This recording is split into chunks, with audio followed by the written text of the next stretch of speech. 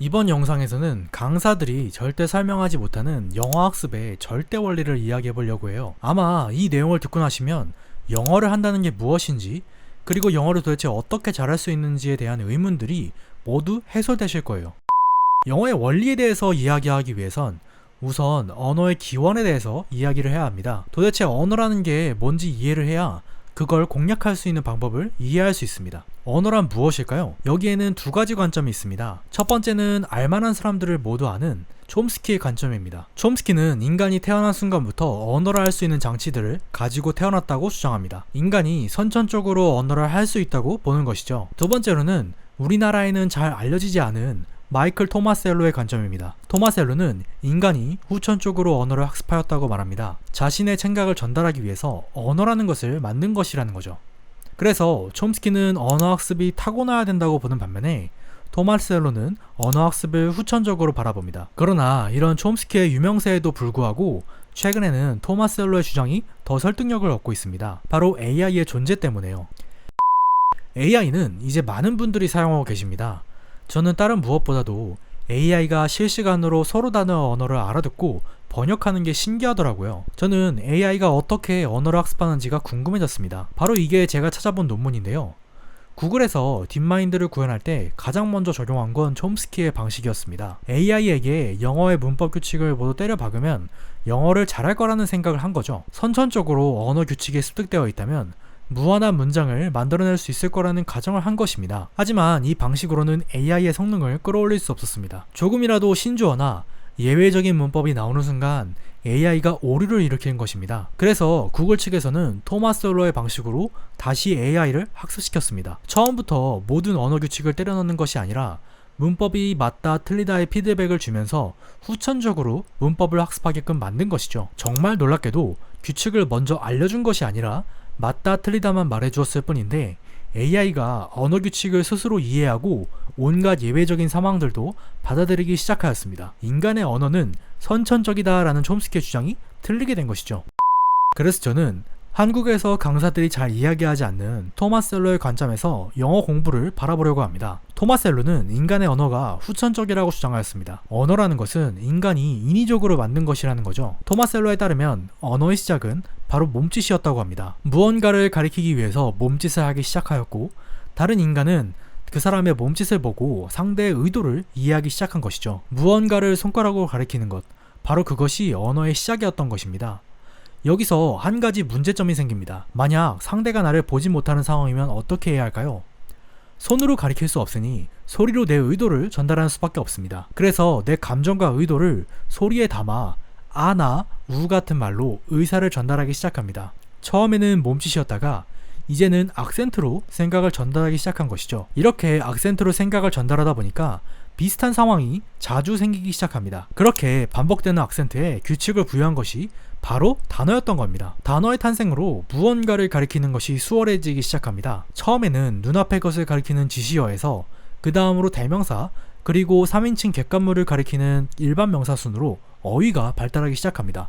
악센트에 약속을 부여하기 시작한 것으로 더 많은 것들을 가리킬 수 있게 된 것입니다. 그러나 인간의 능력은 여기서 멈추지 않습니다. 가리킬 수 있는 상황이 많아지다 보니까 더 복잡한 상황을 묘사하기 시작한 거죠. 그러다 보니까 여러 개의 단어를 조합해야 하는 상황이 발생하였습니다. 여기서 한 가지 문제가 생깁니다. 복잡한 상황을 표현하기 위해서는 여러 개의 단어를 사용해야 하는데 단어의 순서를 어떻게 정할지에 대해서 고민하기 시작한 것입니다. 어떤 단어를 어떤 순서로 사용해서 복잡한 상황을 묘사할까에 대해 인간 스스로 고민하기 시작하였고 그러한 고민 끝에 문법이라는 규칙을 스스로 만들어내기 시작합니다. 여기까지가 인간의 언어가 발달된 순서입니다. 여기서 알 수 있는 것은 바로 모두가 간과하고 있던 억양의 중요성입니다. 억양에 규칙을 부여한 것이 단어이고 여러 단어에 규칙을 부여한 것이 문법입니다. 그렇다면 여러 억양의 조합이 곧 문법이라고 할 수 있습니다. 그리고 정말 놀랍게도 문법의 규칙이 억양에서 이미 드러납니다. 바로 이것이 영어의 억양이 문법을 암시하는 방식입니다. 우리가 영어의 문법을 인식하기도 전에 이미 영어의 억양에서 문법이란 걸 나타내고 있었던 것이죠. 왜냐하면 언어의 발달 순서가 말해주듯이 모든 출발점은 바로 우리의 억양이었기 때문입니다. 우리의 생각이 가장 직접적으로 드러나는 것이 억양이고 반복되는 억양에 규칙을 부여한 것이 단어, 그리고 단어 사이의 조합을 결정짓는 것이 문법이었습니다. 만약 우리가 영어의 억양을 제대로 이해할 수 있다면 우리는 영어가 담고 있는 생각을 가장 직접적으로 이해할 수 있는 것이고, 단어와 문법을 우리 마음대로 구사할 수 있는 것이라 할 수 있습니다. 이제 여기서부터는 토마스 앨로가 설명해주지 못하는 영역입니다. 왜냐하면 토마스 앨로는 미국인이니까요. 한국인인 우리에게는 두 가지 문제점이 존재합니다. 첫 번째로 영어의 억양에는 수백 가지의 패턴이 존재한다는 사실입니다. 두 번째로 영어의 억양을 우리는 잘 구분할 수 없다는 겁니다.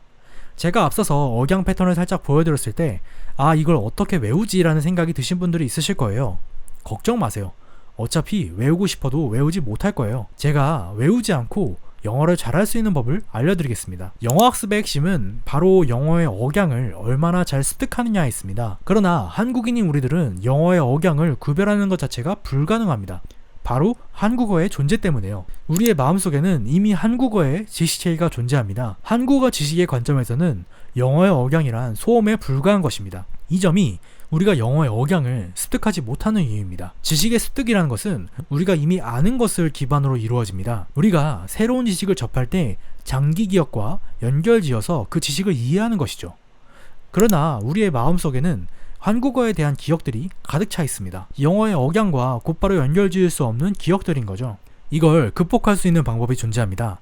바로 감정입니다. 언어라는 것은 처음에 감정이 있었고 그 감정이 실린 몸짓과 억양이 있었습니다. 그리고 그러한 억양에 규칙을 부여한 것이 단어와 문법이었죠. 여기서 문법이란 결국 단어의 반복이기 때문에 핵심은 억양이었습니다. 여기서 한국어와 영어를 나란히 두었을 때 영어의 억양은 한국어의 억양과 직접적으로 연결되지 않습니다. 영어의 억양이라는 것은 한국어 화자의 관점에서 이질적인 지식이기 때문입니다. 그런데 이 도식에서 한 가지 희망이 존재합니다. 바로 감정입니다. 감정이라는 것은 비교적 보편적이라 할 수 있습니다. 어느 곳을 가나 인간이 느끼는 감정은 유사하기 때문인 거죠. 감정의 레벨에서는 한국어와 영어가 직접적으로 연결될 수 있습니다.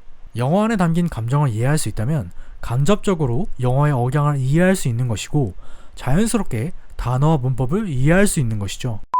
바로 이 점에 착안하여 제가 만들어낸 학습법이 공명법입니다. 억양을 흉내내기 전에 영어의 문장이 담고 있는 감정부터 흉내내보는 것입니다. 문장이 담고 있는 감정에 공모형하였다면 우리는 간접적으로 억양을 이해할 수 있고, 억양으로부터 단어와 문법들을 이해할 수 있습니다. 구체적인 방법은 이렇습니다. 쉬운 상황이 담긴 책을 하나 구합니다. 그리고 그 안에 문장이나 대사를 소리를 들으면서 감정을 흉내내는 겁니다. 화나는 상황이면 같이 화를 내면서 따라 말하는 것입니다. 마치 배우가 대본을 연습하는 것처럼요. 이 과정을 책 한 권에 외울 정도로 반복을 해줍니다. 여기서 주의해야 할 점은 20페이지 정도의 동화책이 좋다는 것입니다.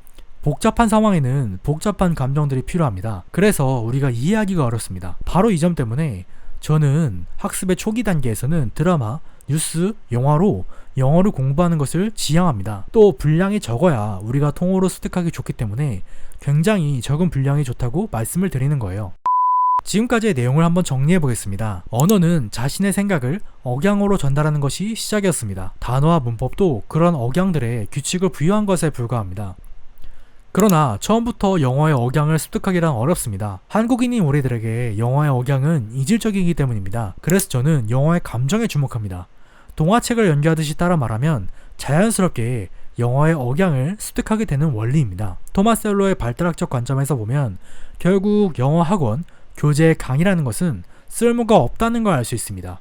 실제로 저도 이런 방식으로 공부를 하였고 지금도 그렇게 하고 있습니다. 저는 영어 교육을 전공하였지만 대한민국에서 영어 교육을 없애는 걸 목표로 하고 있습니다. 진화 인류학적인 관점에서, 그리고 인지언어학적 관점에서 정말로 본질적인 것은 학원, 교재, 강의가 아니라 학습, 코칭, 환경이기 때문입니다. 영어 강사들이 말하지 못하는 영어 학습의 근원적인 원리를 계속해서 공유드리겠습니다. 제 채널을 구독하시고 영어 공부의 방향성을 잡아가시길 바라겠습니다.